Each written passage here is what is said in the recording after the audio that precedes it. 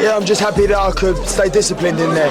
You know, they tried dragging me into a fight in there, and I stayed disciplined. And for me, that was the main thing that was working on all camp, was staying disciplined. Can I stay disciplined?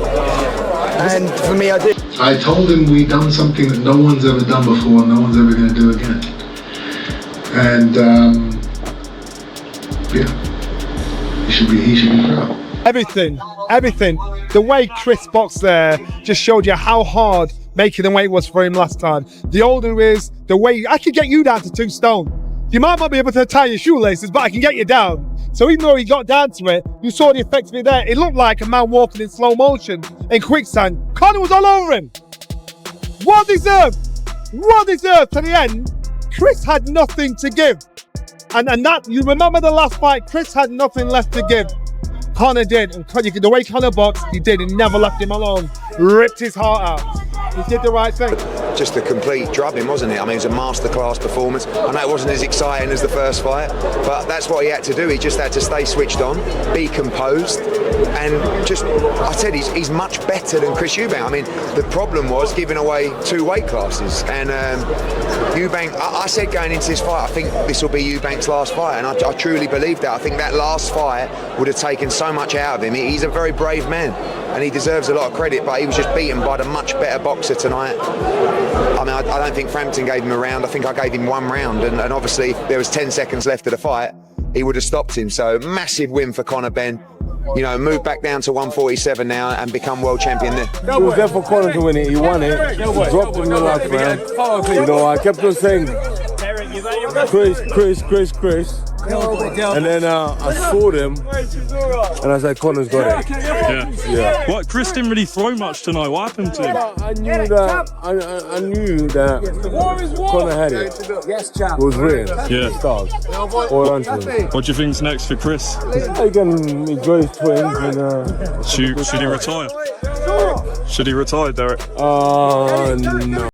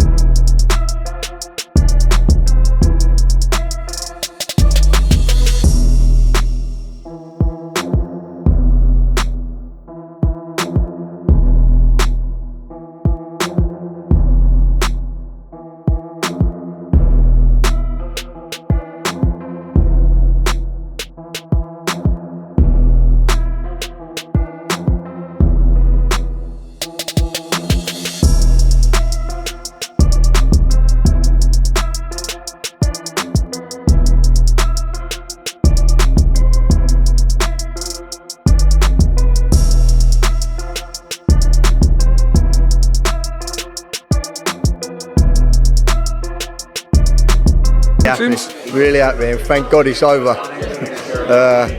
Listen, like I said in the press conference Thursday, Conor had to make adjustments when he fought Chris in the return, and I feel like he made the adjustments. He stuck to the game plan. His feet was good tonight, his boxing ability was good tonight, you know, and he was fortunate for Chris that bell went in the last round because it was virtually over then, but he won so clearly, and he boxed smart. Didn't lose his head and swing punches all over the place, and I'm really proud. Before the fight, Max Kellerman said, "It had all the signs of ending in a draw. So much so that he even grabbed the 15-to-1 odds on that outcome. He also pointed out that the rivalry felt like the beginning of a full trilogy, with a third fight looking almost inevitable. The rematch has a drawish kind of feel. Yeah. I'm taking 15-to-1 odds on a draw. Wow. So you think it's going to be a fight 3? I think there'll be a third fight. Maybe not immediately, but I think eventually there will be. This has the feel to me of a trilogy. Yes, we need to see a trilogy. By the way, you know what happened in the rematch of their fathers? Draw. Yeah. What you thinking? Ado Ladipo explained that even though Carl Froch questioned the value of the rematch, he still understood why it had to happen. The money on the table was too big, and the way the first fight ended made a second meeting unavoidable. Froch questions the value of Chris Eubank, Conor Benn too. Sometimes the value is just what these guys are going to make. And I think we're all hearing the numbers. The numbers are crazy. So that's the value in it. Look, in an ideal world, it would have been one and done. In an ideal world. But the way that fight ended and the way it delivered, you're going to run that back. Like, how can you not run that back? Would it have been nice if there was one in between? Yeah, but then it would have maybe been too late. So I understand why they run it back. And look, ultimately, we'll see how it plays out. We'll see how it plays out November 15th, right? It might just be a fight of the year candidate again. Simon Jordan said he had zero interest in the Benn versus Eubank Jr. rematch, joking that he'd seen better scraps in a local pub. He argued that the whole unfinished business angle felt like nothing more than a money grab, a storyline pushed by promoters trying to cash in on what they didn't get the first time. Are you in any way getting interested in it this time? No. I've seen just as good a fights in Witherspoons. I think there's better things to be doing than watching Conor Benn versus Chris Eubank. I mean, the terminology unfinished business is the only thing that's unfinished about it. They didn't manage to rinse enough money out of people the first time round. No, but if Benn wins this time around, you know what's happening. There we are for the trilogy. You can choreograph another one so that we can all sit there and rinse some more money out of it. But that's boxing. I don't value it as a fight. I don't value the circus around it. I don't buy into the nostalgia crap. I don't. Chris Eubank has turned up. Well, I wasn't surprised he turned up. I wonder if he got paid to turn up. That would put a damper on everyone's nostalgia, wouldn't it?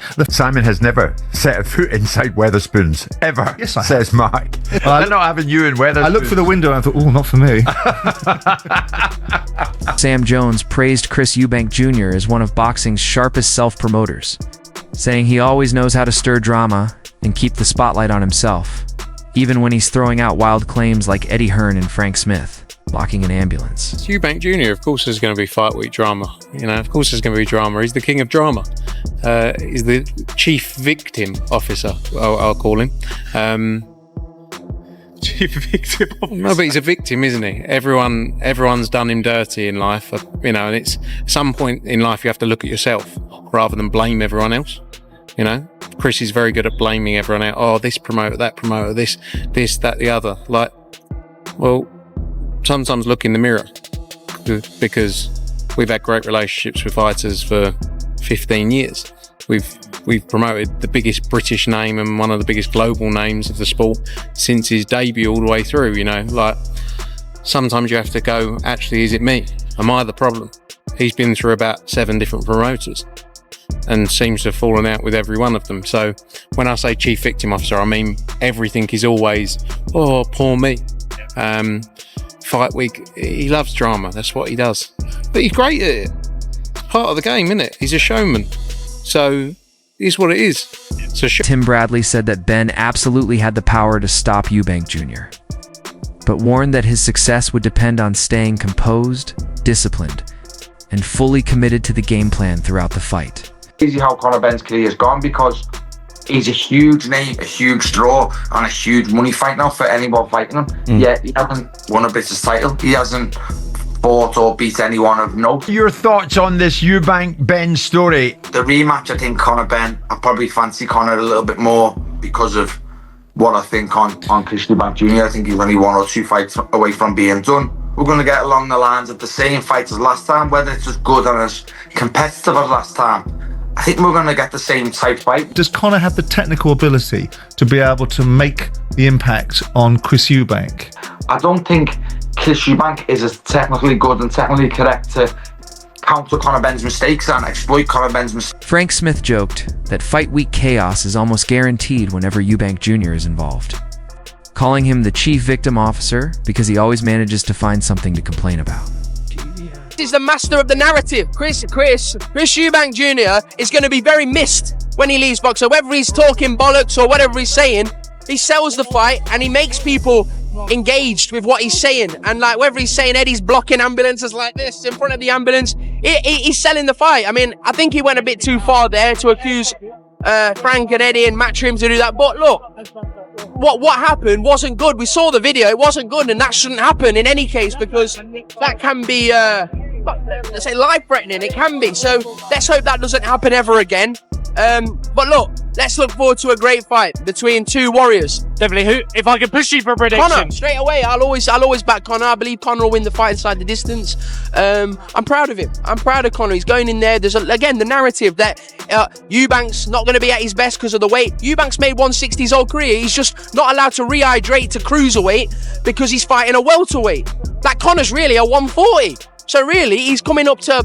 You look at the size of Conor. Conor's not a big guy. He is not a big guy. He's fighting a massive Chris Eubank. So really, the props needs to go to Conor for going up all that weight to give the fans that night of entertainment. It's Conor that... Conor's putting himself at big risk. He's a much smaller man in there. You only got... I'm not talking bollocks. Put them side by side. You see, Chris Eubank Jr. is much bigger than him. There's weight categories for a reason, but Conor showed in that last fight unbelievable grit and balls to stick in there, even to the end. Because you looked at the last round, he boxed pure instinct. But listen, they're two great fighters. Both got good chins, both tough.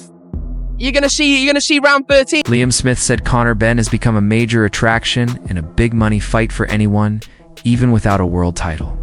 He leaned slightly toward Benn in the rematch, noting that Eubank Jr. is nearing the end of his career and no longer has the sharpness needed to fully punish Benn's mistakes. Conor Benn can knock him out. Conor Benn can knock him out in the rematch. Oh yeah. Couple things he gotta do though. You know, boxing one-on-one, man, when you're fighting a taller guy, you never want to step back in straight lines. You want to exit the sides. He stepped back in straight lines. He allowed Eubank to extend with those long arms, so he's getting caught on the end of his shots a lot of the times. Another thing, early on, got too reckless. You got to be more reserved, my man. Act like you've been there before. You got to control those emotions. All right, a lot of swinging, a lot of wild swinging, a lot of energy wasted early that you could have had on the back end and you could have finished stronger, but you didn't. You wasted a lot of energy swinging that air. Mad, intense. Hey, controlled aggression. That's what it got to be, Conor Benn. Controlled. Another thing. Straight punches. Straighten your shots out, man. You had a lot of success when you was letting those punches just fly right from the chin. 1-2, right down the middle. Yeah, you was landing that right hand. See, there's a big mistake that a taller guy makes, like Eubank Jr. And what he does is he throws a jab from mid-range. That's a big no-no. You can't be doing that. He throws a jab from mid-range. Even when he got the range and the height and the reach, he's still stepping in, closing the gap. And that's the perfect opportunity for Conor Benn to load up with a big right hand. He did it occasionally. He caught him with it. Yes, you know, he caught him with it. However, a lot of wide shots over the top.